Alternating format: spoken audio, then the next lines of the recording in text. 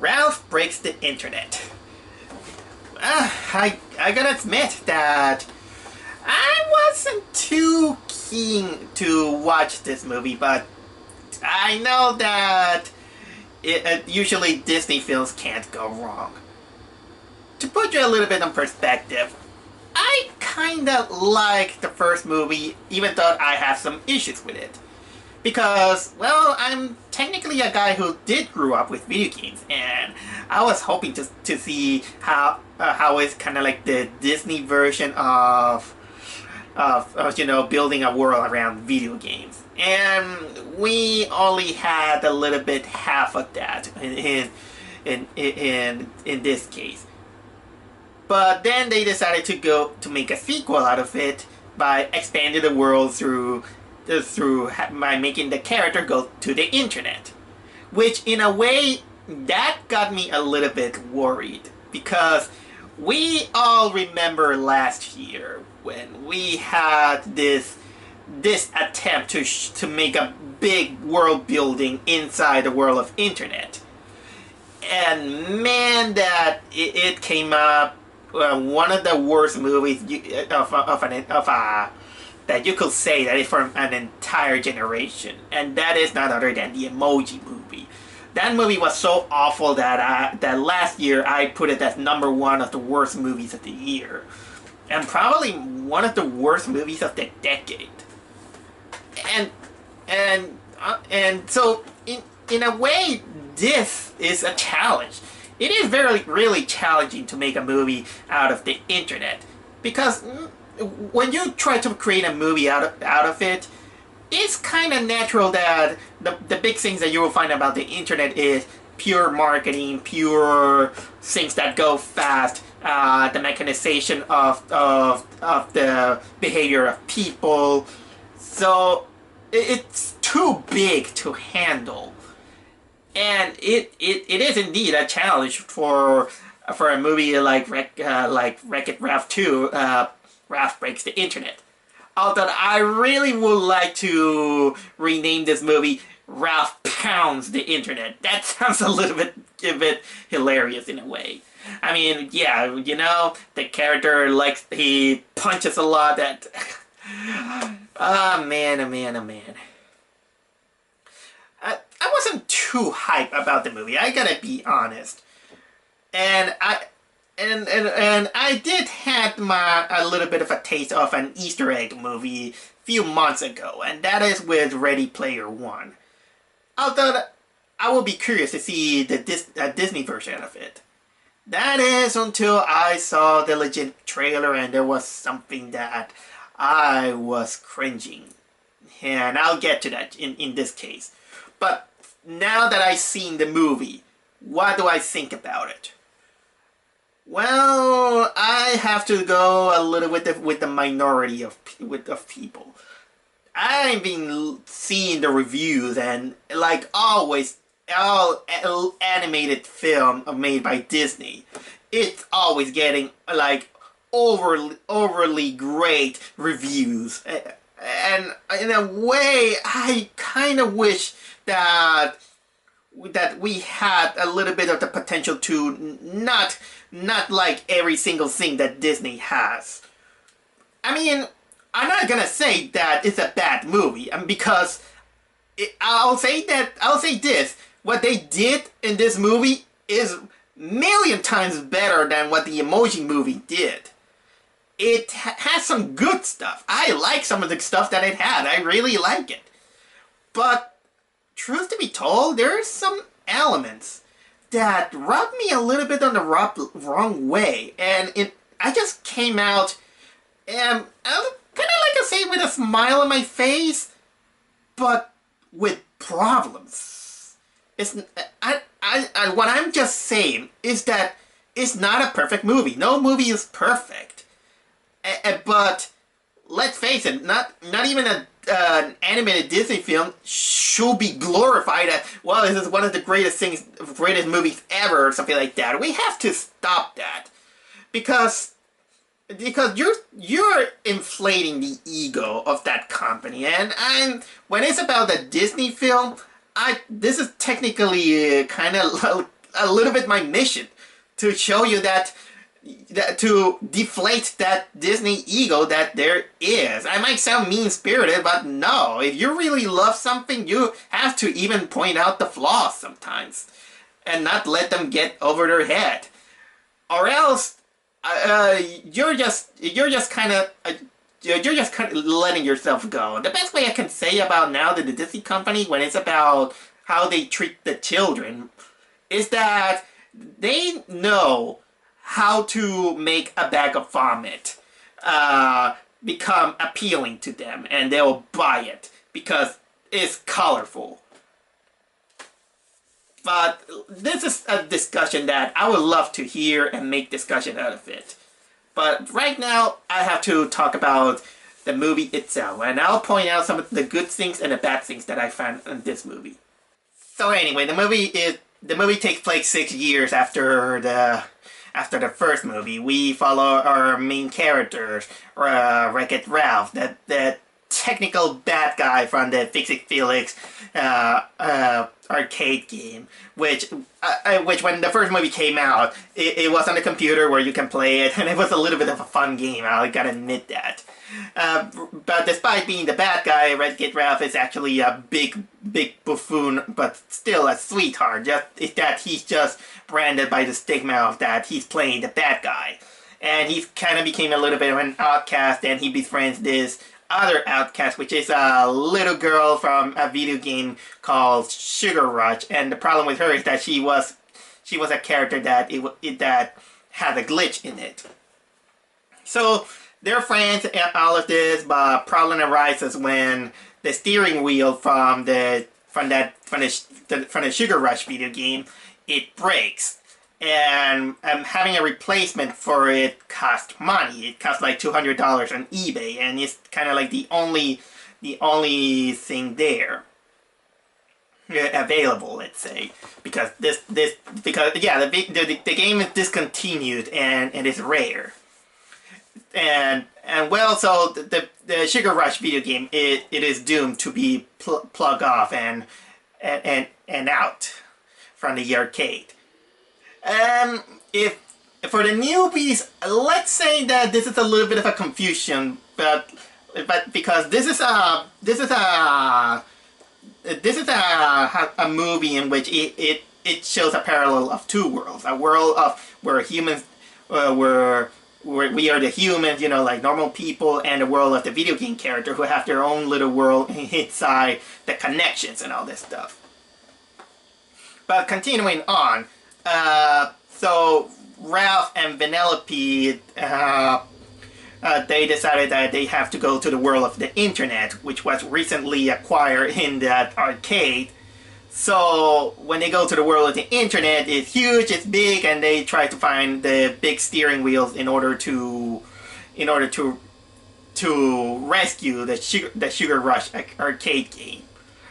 And let's say that they do find it, but because of their naivety, they overpaid this the steering wheel. Instead of going to pay $200, they went for auction, and they have to pay like $2,000, $3,000 in it, which kind of begs the question: how the hell video game characters can buy a product that is going to be placed in the real life world?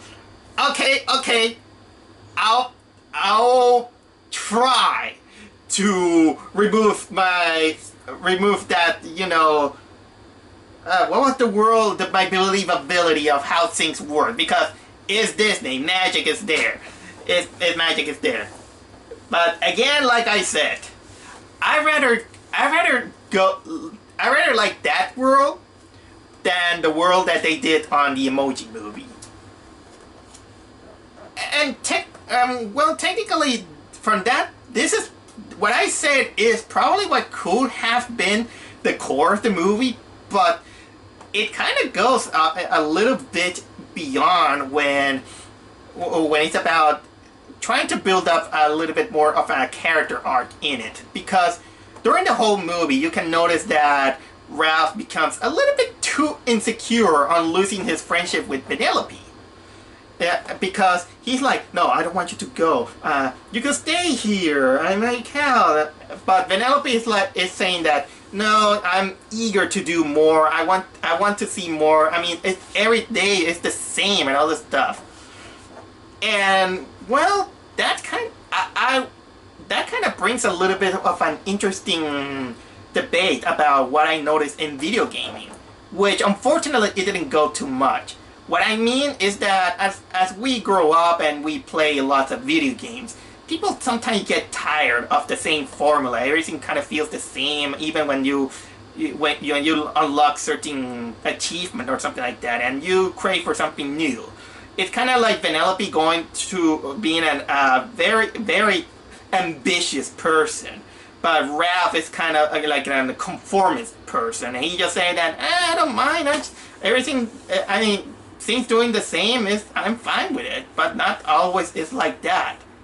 Even though this part of the video gaming community is kind of drop off, but half thing. Because from a video game perspective, it kind of more changes into let's say a bigger problem. It kind of turns into an insecurity overprotective problem that we get, and in ways it goes kind of like a creepy territory that I think it's good to talk about it a little bit. Well, the movie wanted also to shift that gear in which the characters, they find out an online video gaming world that is called Slaughter Race. And let's say that it's kind of like a more, well, in Disney terms, a more grown-up version of a racing game. And it's technical from how can I describe this place? When they go there, it feels like an kind of like a post-apocalyptic racing GTA world, but in my head it felt more like a neuter, twisted metal world. I say neuter because it's not as bloody or sadistic as their real life twisted metal games. And I know that because there are people dressed up as clowns, and from people who know video games, we all know that the clown, Sweet Tooth, is the most iconic thing on the Twisted Metal game. So there you go. It's a Twisted Metal parody. Although I got kind of a little bit worried because mostly because the characters, they mostly resemble that garbage of the movie that garbage of the video game, which is called Ride to Hell. Don't play that one. It's awful. That game is awful. But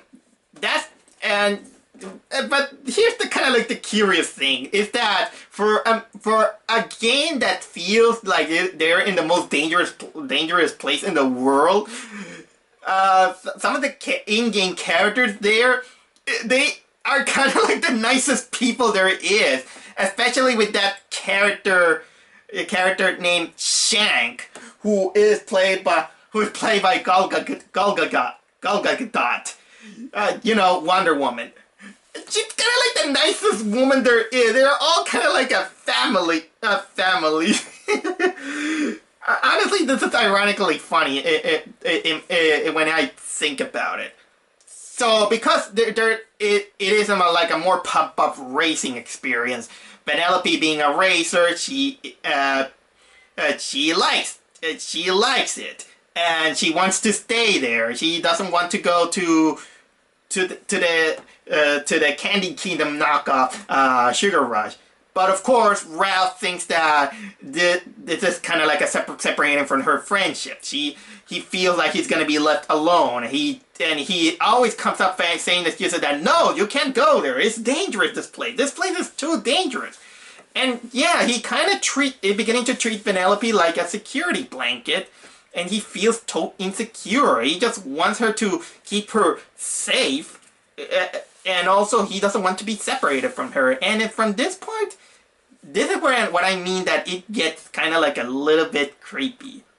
Because the lengths that he goes to do that, and the way he talks, man, And man, I almost wanted to call this Stockholm Syndrome, but I didn't think that it was Stockholm Syndrome. I think it has a name, but it's more like a dependency of having someone. It's kind of stalkerish in a way. Well, not exactly stalkerish. Kind of like I think it was the Japanese version. Japanese called yandere. Although, thankfully, because they didn't go into that Mirai Nikki territory. What else? But there are also some. There are also. How can I say? Ralph.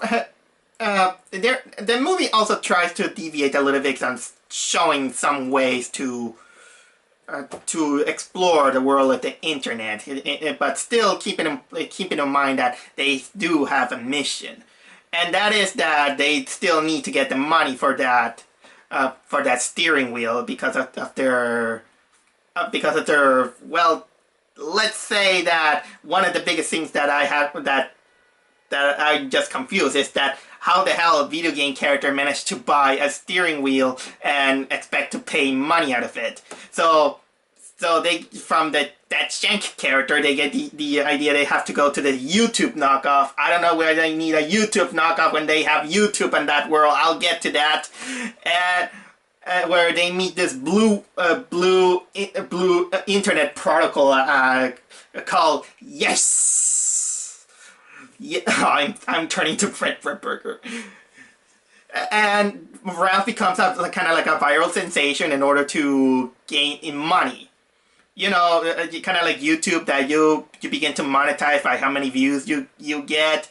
Even the, and yeah, it shows that the internet and the trends are, they get old fast and all this stuff. But man, that if it's fast, I will say super fast, because the whole movie takes place in a span of a couple of hours, and man, oh man, how can I say, man? Let's go out a little bit on some of the good points that I can say about this movie. Like I said, I like the world of this movie. I liked how they handled the world of the internet much better than the Emoji Movie did, because at least in the world of the Wreck-It Ralph, this one, it actually shows that the internet is a giant place, and it feels that it's global. It doesn't feel like for example, in the Emoji Movie, that is a small world just inside a cell phone. That felt a little bit too restrained, and what I also like about the Wreck-It Ralph movie is that even though you have a lot of product placement all over the place, like Google, Amazon, eBay, all Pinterest, all these things, it's not technically very cynical or in your face. Well, although in the Emoji Movie, they always wanted to set up like a pun and say, hey, this is a lot of fun. Wreck-It Ralph, actually, they do it a little bit kind of like a joke, but they make better jokes, and they don't, it's not like, for example, the character's like, oh, what is that, or something like that. Well, for them being video game arcade characters, you kind of get it, because they're characters that are new to that world. And I like that they can't, in a way, they kind of interact with the real life people, in which the real life people are represented like Nintendo Wii characters. I kind of find that a little bit cute. Although some of the things are kind of a little bit in your face, but they're not cynical. One of the few things that I actually kind of like is the search engine, which it is represented by this know-it-all professor-like character that somehow kind of looks like he came out from the Inside Out universe, and and it's represented like this guy who knows everything. He knows how he's quick to search your answers, but it also shows the annoyances of the autofills, which gives you recommendations. That's kind of cute. But speaking of cynicalism, I think it is time for me to talk a little bit of the things that I don't like.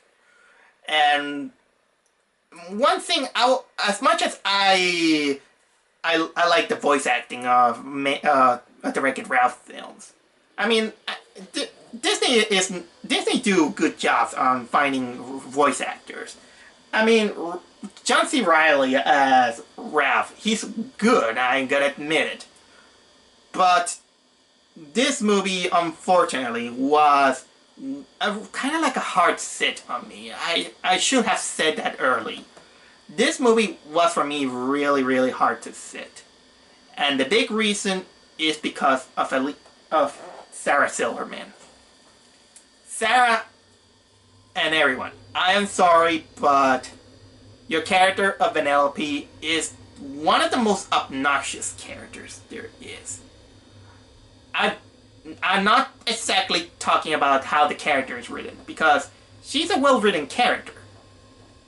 But I'm sorry to say this, but your voice is nails on a chalkboard.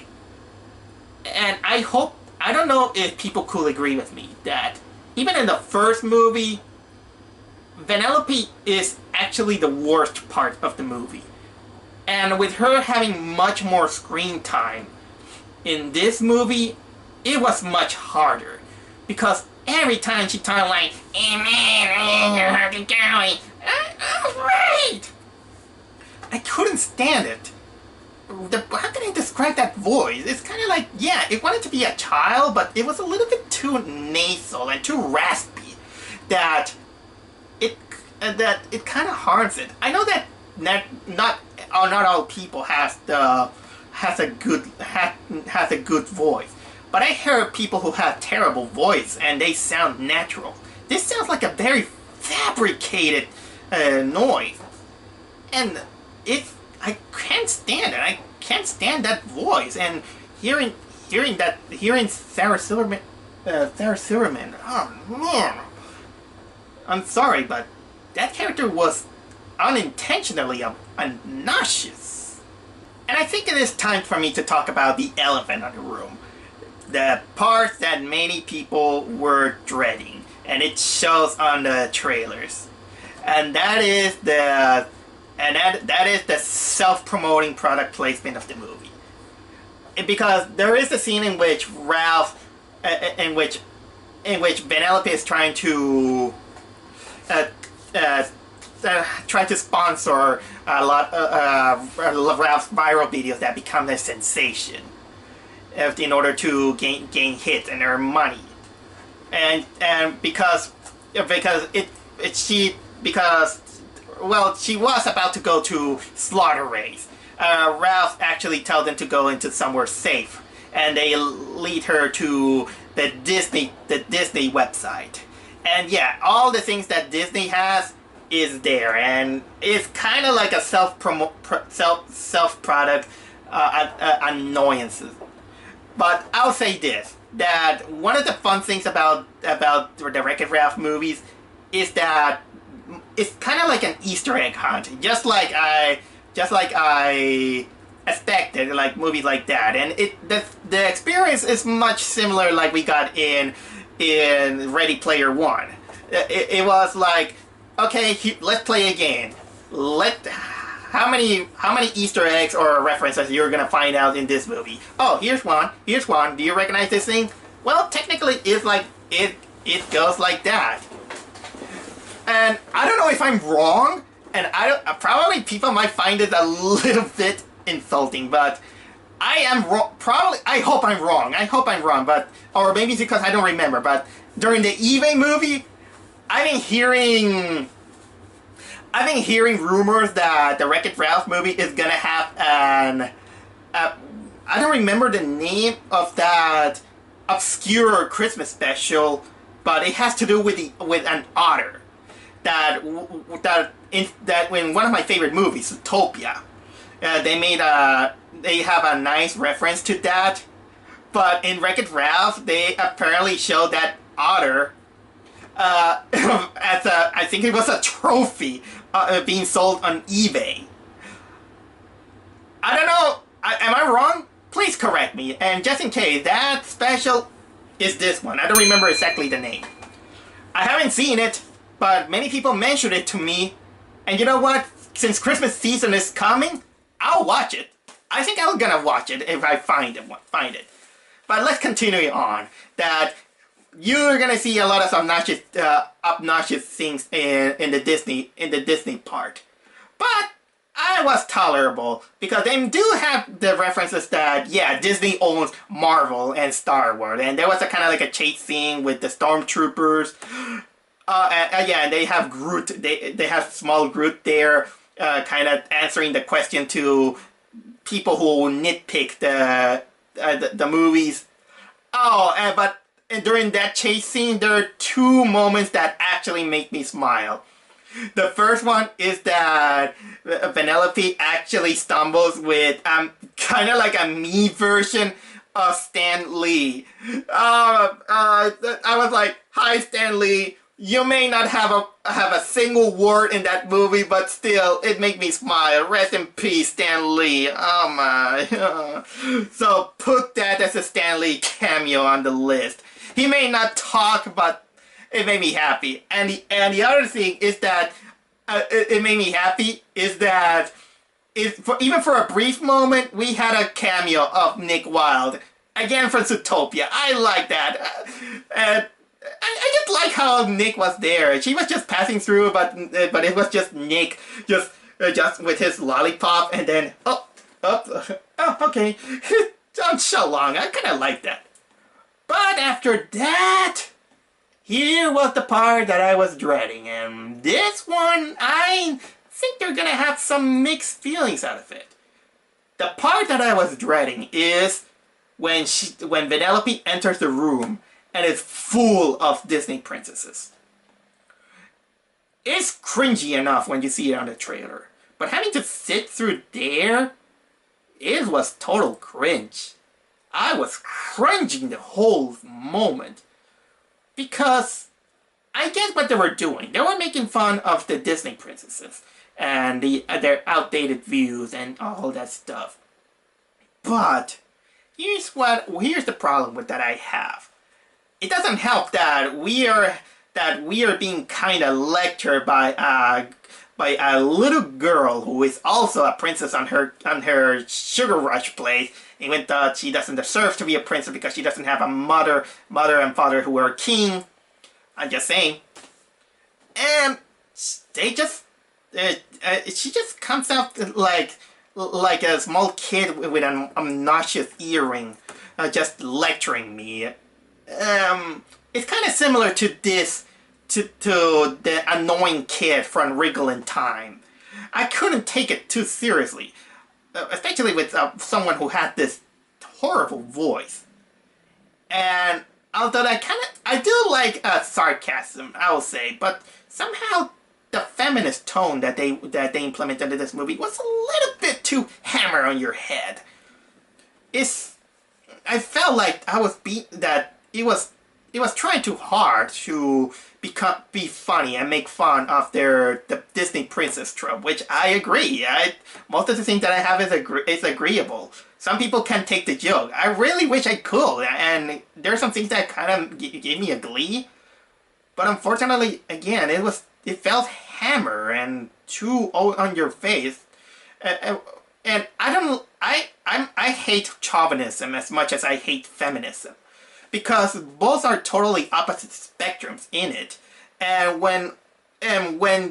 when you come up with an argument that usually say that we can do better than this guy, we are better than this guy, I despise that. Especially when they come up by saying that I know that they try to pinpoint the thing that yeah, most of the Disney princesses, they're always saved by a man and all that stuff. Although some of these princesses, for one, they're not princesses, And second, some of these princesses are, they didn't even need a man to save them. Okay, let's try to pinpoint some of these. There is Pocahontas, which is one of the most controversial. I'm not gonna get into the Pocahontas thing, but as far as I remember, she's not a princess. She was the daughter of a chief. And come to think of it, she was never saved by a man. In this case, kind of like John Smith, putting a movie perspective, not historical perspective. Who else was there? Mulan. Mulan never needed a man. She's actually one of the strongest characters on a Disney film. She never needed one. She saved the guy. And guess what? She's not a princess. She's not a princess. She was the daughter of an elderly soldier. See what I mean? Oh, what else there is? Merida from Brave. Although there is kind of like a joke in which Merida really, when she began to talk, she talked like a really, really thick Scottish accent that I didn't even understand. And they all look at her and they're just like, what the hell did she was saying? I don't know. She was probably from the other... She actually comes from the other studio. As much as I don't like Brave, here's the thing. She didn't need no man. She never saved a man. No. She wasn't saved by a man. She was technically a little bit of the anti-Disney princess, if you put it in perspective. So some of these princesses, they don't belong there. And if you're talking about equalities and all this stuff, here's the thing. I was watching a streaming of this YouTuber. I'm gonna mention the name. It's called Morgan Ledger. And guess what? I agree with him that we are missing Maid Marian. I mean, Maid Marian technically is not a princess in the Robin Hood movie, but they have Moana there, and Moana is not a princess. I think she was the chief, the chief's daughter. Maybe that could count as a princess.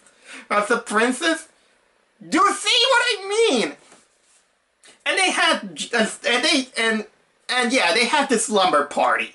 And they dress up, like the modern girl. So here's your product placement. And they talk to Penelope, talking about the tropes of the princess, even saying that she should stare in a pond or something, and then she's gonna sing a song that will come out of her heart about her wish, or her what she yearns, her wish, and all this stuff. And boy, this shows that Sarah Silverman can't sing. God, I hated that. When she started to sing, my ears bleed. And guess what? Later in the movie, she finally goes with a decent song. But still, as much as I wanted to laugh at that musical, it doesn't help that her voice is awful. Even I have a horrible voice, and I wouldn't subject to anyone with a horrible voice. Okay, I finally got my deal with that cringy scene, in which, again, I can see why people could find it funny. I get it, but unfortunately, I find it cringy. But still, we have also the Ralph insecurity problems, which this is probably also one of the strongest parts of the movie, because later Ralph finds out the comment section, in which it technically goes into the territory that Disney is not afraid to say it, and I agree. In which it shows that the internet can be glamorous. It could be not. You're gonna have the taste of fame. But unfortunately, when you read the comments, not everyone is the nicest people around. They can come up with nasty comments, because it's kind of like an outlet for your rage, or you kind of want to express a lot. And the character of Yes, she may be trendy, but it also comes off as being a reasonable person. She tries to tell Ralph that, yeah, this is nasty, but sometimes we have to move on. When you see things like that, we might take... Although I wish you could say that sometimes we might take some things in consideration, but not take it too seriously like Ralph is doing. Because Ralph is a very sensitive guy. We know that because he had the issue of being branded as a villain. But when he sees all these nasty comments and he feels like he's gonna lose his security blanket, which is none other than Vanellope. And well, that's technically one thing that I like about that movie. And here's a little bit of my 2 cents about internet comments, in which, yeah, I agree, and all the comments can be nasty, or sometimes can be unintentionally nasty, and I'm guilty also of these kind of things. And the reason is that when you're writing on the internet, it's very similar when you're talking personally to someone. You can't tell what kind of tone they're being. You don't know if they're being sarcastic or they're genuinely trying to say something. And everything is so quick that you don't have your own ways to express your feelings, but also being too careful on how you're gonna express it. And since it's just a couple of words, but that it just go there, people will take it like an offense or something bad. I mean, it's not always the case, but you can tell what is the limitation of showing your emotions through internet comments. But yeah, technically what happens is that Ralph, he just feels that jealousy of Vanellope trying to build herself her own way and trying to build new friendships and a new home on a place that Ralph thinks that is dangerous, and that he's gonna be left alone. So much that he decides to become an asshole, a real bad guy again, by going to this guy who is kind of like this shady ads on the internet, these annoying things that pop out and say, hey, you know that you can win millions by playing games. Yeah, I forgot to mention about the ads. And there's this character that I actually like, in which he's not a bad guy. He's technically a shady guy just doing his own stuff, even though poorly. And he shows Ralph the dark web, which I like that it's shown like an underground black market, in which they go to a store which is run by this kind of warm guy with a living tumor on his neck, and Ralph wants to. And well, technically, what happens is that Ralph acquires from him a virus because he wants to make the game. He wants to put a bug on the slaughterhouse. Slaughter Race the game, so it becomes boring, and so Vanellope wouldn't like it. So they put this virus that reads let's say that it reads insecurities, and then it make copies and multiply it. True story, by the way. If you go to the dark web, I think that there are websites in which you can sell viruses for computers. And do you know that these things, they cost money? They cost a lot of money. The viruses are worth a lot of money. And you know what? For Disney standards, oh boy, they don't know what the dark web is. I never went through. I just saw people going through it. But knowing this, I mean, this year I saw a movie called Unfriended Dark Web, and so you get the idea of what it is. But man, I'm not gonna say enough about the climax because this review is going long enough. But I think that the climax was kind of okay in my opinion. It's a little bit preachy, but it's understandable. It's understandable that because it goes through the concept of letting go your friends, let them do what they want, and sometimes when you separate, doesn't mean that it's the end of the world as long as you keep in touch. Ralph was technically acting not only like a creep, but also typically the kind of parenting who they say, oh, don't play this, it's too dangerous, I'm gonna keep them safe. They wanted to keep that character in a bubble. So it's a little bit anti-HIW. That I actually appreciate it. And in a sense, the movie comes off that the biggest villain of the movie is technically yourself. And literally, you'll get to that when you get to the climax of the movie. That sometimes our biggest enemies are ourselves, our stubbornness, our emotions, our dependencies, our insecurities. Insecurities can be as harmful as not only to yourself but other people. Although that kind of also brings me to another problem that I think about it. The movie kind of wanted to set a little bit of a sense of urgency to Sugar Rush because they needed that steering wheel, and it kind of shoved it a little bit aside because Vanellope wants to stay on that world, but But in a way, I kind of agree with Ralph when he just said that you wanted to go into that world, and we can when we were supposed to bring the steering wheel to save the other people who are still homeless from that world. I mean, they're right. He's right. Why couldn't they put a saying that, hey, I know that you like this play, but we need to bring this thing, and this could have, because if we could give a little bit of Vanellope a little bit more of a selfish side. They should have built kind of like a conflict in which she say, I don't care for the others, or something like that. They didn't brought that thing, and that kind of a little bit weakens the story. Not necessarily, but I felt that it could have been put a little bit of thought of the other character who became homeless on that place.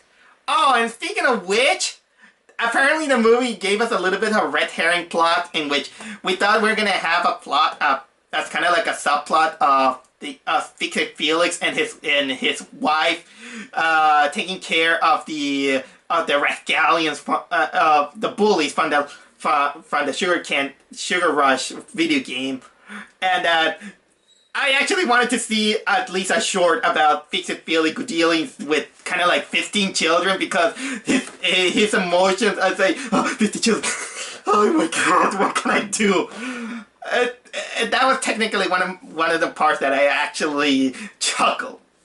Although that Fix-It-Felix thing, it's kind of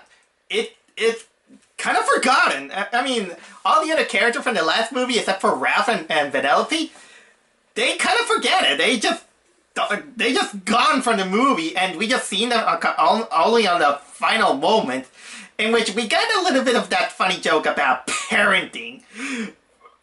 Although, in a way, I was like, oh, I wish I could have seen that. I'm not gonna exactly reveal the ending, but I will say this. You all saw the teaser trailer about Ralph and Vanellope getting into this kid-friendly game where they have to give pancakes to a rabbit and milkshakes to the kitty and all this stuff. And I gotta admit that was actually I was actually laughing out loud on that joke. For those that doesn't know, is that it is one of those swiping games that it shows up milkshakes, give it to the kitty, give this pancake, give it to the rabbit, but they have a big overload of pancakes and they force feed the rabbit to the point that it gets so fat, and the little girl who is the player, she just watches like, oh, what the hell, and then one last pancake, the rabbit just explodes. We don't see the massacre, but you can tell by the girl's reaction that, oh, me too. I was like, Jesus Christ! The first time I saw that, it was hilarious. So, why am I talking about this? Because, here's the thing. That sequence wasn't technically in the movie.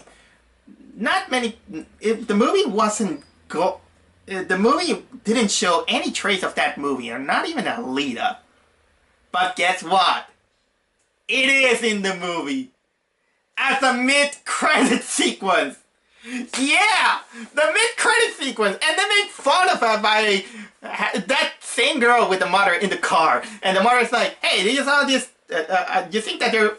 Do you like the movie?" And the girl's like, "Yeah, but there was something the teaser, something that I saw in the teaser was missing."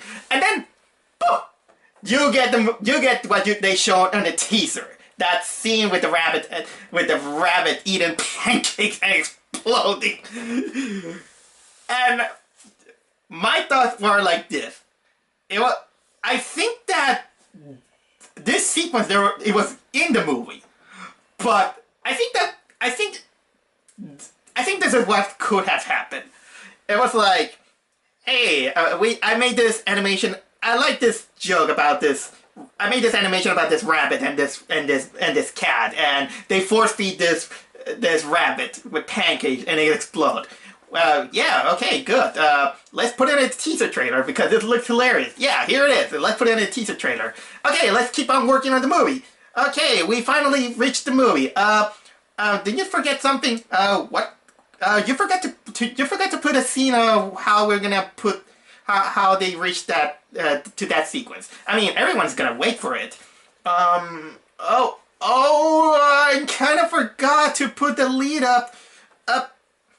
No, there's no space on the movie to have the sequence. We kind of forgot about it. Oh man, but everybody's gonna be waiting about this thing. You know what? Let's put it on the mid-credit scene. We cannot waste this joke. I think that's probably the how it went to put that scene. I don't know what to say, or either put it or don't put it. I mean, or at least you could have put it at least as a deleted scene. Oh my god, you know what? I wish someone could comment about it. Let's comment about this mid-credit scene. I heard that there was that at the end of the credits there's gonna be a Rick roll joke. I never got through that, just in case. I was just kind of glad that I just got over that movie. It's not that I know that I'm sounding cynical or old in a way, but again, I'm not here to damage the reputation of the movie. I'm just here to deflate a little bit of Disney's ego. That there are some good things that I like. I'm not gonna say that is my favorite animated film. That's technically far from that. And in personal preference, I'd rather watch the first movie. The first movie at least felt like at least like a video game movie. The Wreck-It Ralph wanted to expand their universe, but it feels a little bit that it wanted to do a little bit too much, and but it felt like it didn't felt a little bit steady, I'll say, on what it was trying to say. It has the good moral, but again, also a little bit of the preachiness is a little bit there, a little bit force-fed. I mean, at this point, when you're going into a preachy moral, you're gonna feel like that rabbit being stuffed with pancakes. And if I was a little bit more open-minded, maybe I could get the joke with the Disney princesses and all this stuff. Sorry, it's just something that I need to warm up a little bit, and it's gonna take some time to do that. And again, the Sarah Silverman with her voice is irritating, but I'm not gonna say that this is a bad movie. It is. I'll say that, at least in my point of view, it's below average. It's a below average film. It's not as... I like the first movie better, and I know that I've seen kind of preachy films that they do their job better. Again, Zootopia. Zootopia became one of my favorite movies of Disney of all time. And And I'm glad, and I'm glad that I saw the movie. I had fun trying to pinpoint all the Easter eggs that you can find, and although personally I do like the first movie better. Maybe it wasn't just for me. I kind of recommend it a little bit of a rental or to have fun time. Just go there, have fun, take what it is, take it at heart. I'm sorry I couldn't be more positive of the film. But again, this is just me. So here it is. Wreck-It Ralph pounds the internet. A much more better movie than a movie about cynical assholes who just want to take who just wanted to take. You know where I'm going. Emoji Movie, you suck. This movie just gave me just kind of like a legitimate meh. Oh no!